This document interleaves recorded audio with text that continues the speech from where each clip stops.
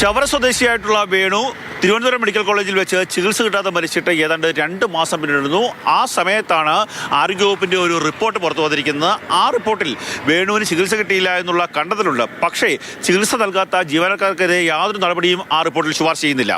വേണുവിനെ ആദ്യം എത്തിച്ചത് ചവറ CHC-യിലാണ്. അവിടെ ECG എടുത്തു, പക്ഷേ രോഗം കണ്ടെത്താൻ സാധിച്ചില്ല എന്നുള്ളതാണ് റിപ്പോർട്ടിലുള്ള പരാമർശം. അതിനുശേഷം കൊല്ലം ജില്ലാ ആശുപത്രിയിലേക്ക് കൊണ്ടുവന്നു.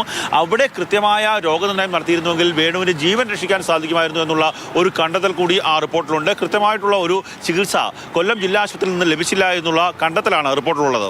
തിരുവനന്തപുരം മെഡിക്കൽ കോളേജിൽ ഗുരുതര വീഴ്ചയുണ്ടായി എന്ന റിപ്പോർട്ടിൽ കണ്ടെത്തലുണ്ട്. തിരുവനന്തപുരം മെഡിക്കൽ കോളേജിൽ വേണുവിന് വേണ്ട ചികിത്സ ലഭ്യമായില്ല.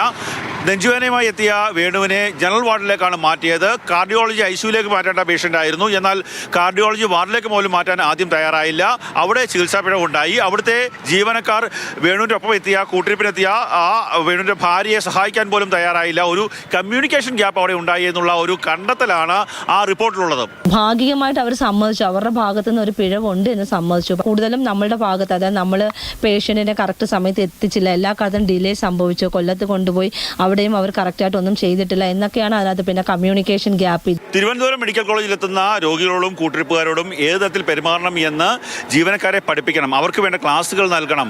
ഒപ്പം തന്നെ ആശുപത്രിയിൽ അത്യാവശ്യ സൗകര്യങ്ങളുടെ അപര്യാപ്തതയുണ്ട്, അത് പരിഹരിക്കണം എന്നുള്ള നിർദ്ദേശമാണ് ഈ റിപ്പോർട്ടിലുള്ളത്.